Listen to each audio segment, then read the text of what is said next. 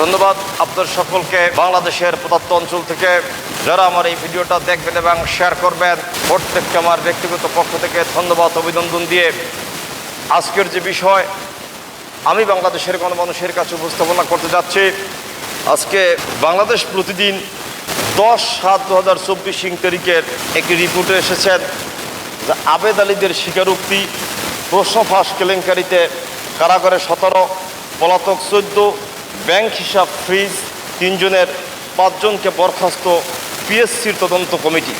ফাঁস প্রশ্ন বেছে 100 কোটি টাকা হতে চেয়েছিলেন জনপ্রতিনিধি। বাংলাদেশ প্রতিদিনের যে বিষয়টা হেডলাইন করেছেন, আমার বাংলাদেশ সরকারের কাছে প্রশ্নটা হলেন একজন গাড়ি চালক আবেদ আলীর যে স্বীকারোক্তি নেওয়া হয়েছে বাংলাদেশ সরকারি কর্ম কমিশনের পিবিএসসি প্রশ্ন ফাঁসের মামলায় কমিশনের চেয়ারম্যানের সাবেক গাড়ি চালক সৈয়দ আবেদ আলী সহ 6 জন ঘটনার দিন দায় স্বীকার করে। এই বাংলাদেশে পিএসসির পরীক্ষায় প্রশ্ন ফাঁস হয় এবং রেলওয়ের পরীক্ষায় প্রশ্ন ফাঁস হয়, বিভিন্ন বিষয় এই পত্রিকা আজকে এসেছেন এবং আসামিদেরকে গ্রেপ্তারও করেছেন। ফৌজদারি কার্যবিধি আইনের 164 ধারায় বিজ্ঞ আদালতের কাছে জবানবন্দি দিয়েছেন এবং তদন্তকারী কর্মকর্তা ব্যাংক অ্যাকাউন্ট ফ্রিজ করার জন্য বিজ্ঞ আদালতে আবেদন করেছেন এবং লার্নেড কোর্ট সেটা ফ্রিজও করেছেন এবং মামলাটি তদন্তাধীনে আছেন।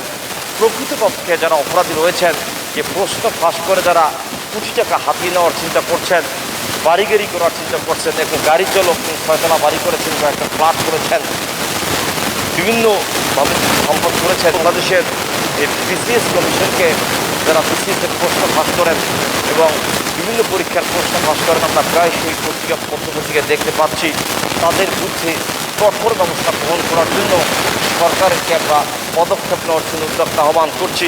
এই যে 100 কোটি টাকা ইনকাম করার জন্য যে পদক্ষেপটা নিয়েছেন এবং এই আবেদ আলী সহ যারা গ্রেপ্তার হয়েছেন, বড় বড় কর্মকর্তারা যারা জড়িত রয়েছেন, প্রত্যেকের বিরুদ্ধে তদন্ত সাপেক্ষে যারা অপরাধী রয়েছেন তাদের বিরুদ্ধে আইনগত ব্যবস্থা গ্রহণ করার জন্য আহ্বান করছি। পুলিশ প্রশাসন যেন সঠিকভাবে তদন্ত করতে পারেন, কোনোভাবে যেন তারা প্রভাবিত না হন। এবং পত্রিকায় কিন্তু আরেকটি কথা আছে, অবৈধভাবে অর্জিত সম্পদ নিজেকে রক্ষা করতে পুরো পরিকল্পিতভাবে রাজনীতিবিদ হিসাবে প্রকাশ করে এবং দুর্নীতির শিখর থেকে ভালো মানুষ হিসাবে পরিচয় দেওয়ার জন্য ব্যবহার করেছেন সামাজিক যোগাযোগ মাধ্যম এবং লোক দেখানো জনসেবা।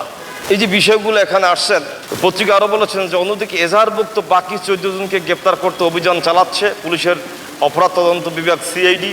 স্বীকারোক্তি না দেওয়া আসামিদের বিষয়ে আগামীকে রিমান্ডের আবেদন করবেন তদন্ত কর্মকর্তা এবং সংশ্লিষ্টদের শুধু বলেছেন আদালত স্বীকারোক্তি দেওয়া 6 জন নিজেদের অপরাধ প্রশ্ন পাওয়ার ক্ষেত্রে অন্যত্র উপর দোষ চাপাচ্ছেন। এখানে বলেছেন যে এজাহারভুক্ত আর 14 জন আসামি আছে তাদেরকে পুলিশ প্রশাসন ধরার জন্য ব্যবস্থা গ্রহণ করছেন।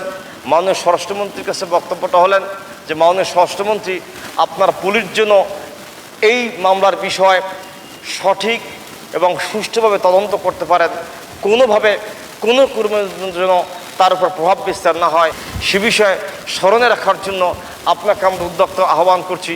এই স্বাধীন বাংলাদেশে বিসিএস পরীক্ষার প্রশ্ন আউট হয়ে যায়, রেলওয়ের পরীক্ষার প্রশ্ন আউট হয়ে যায় এবং প্রশ্ন আউট করে কর্মচারীরা কোটি কোটি টাকা হাতিয়ে নেয়, সে বিষয়ে তদন্ত করার জন্য আমি আপনাদেরকে উদ্যোক্তা আহ্বান করছি। আজকের বাংলাদেশের মানুষ পত্রপত্রিকায় যে বিষয়টা দেখতে পাচ্ছেন, এটা জাতির জন্য একটি কলঙ্ক। বাংলাদেশের সর্বোচ্চ যে বিসিএস ক্যাডার অফিসাররা রয়েছেন তাদের প্রশ্ন আউট হবেন এবং রেলওয়ের প্রশ্ন আউট হবেন, বিভিন্ন বিষয়ে প্রশ্ন আউট হবেন।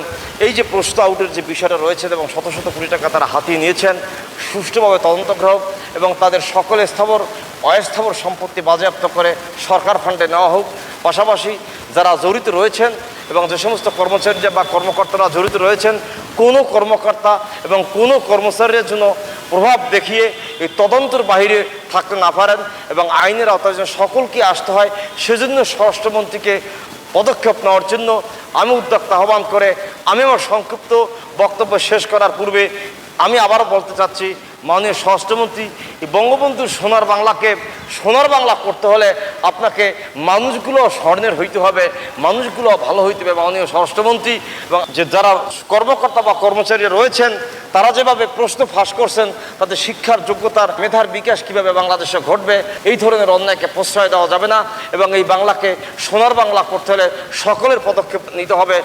আপনারা যেহেতু সরকারে রয়েছেন এবং সরকারের থেকে মাননীয় স্বরাষ্ট্রমন্ত্রী তাদের সুষ্ঠু তদন্ত হয় এবং এই বঙ্গবন্ধুর স্বপ্ন যাতে বাস্তবায়িত হয়, এই বাংলার জন্য সোনার বাংলা করা যায় এবং বাংলাদেশের যারা চাকরি করবেন, যারা বিসিএস ক্যাডার অফিসার হবেন, তারা যে মেধাভিত্তিক যোগ্যতা সম্পন্ন হয় এবং কোনো রকম দুর্নীতির আশ্রয় না হয়।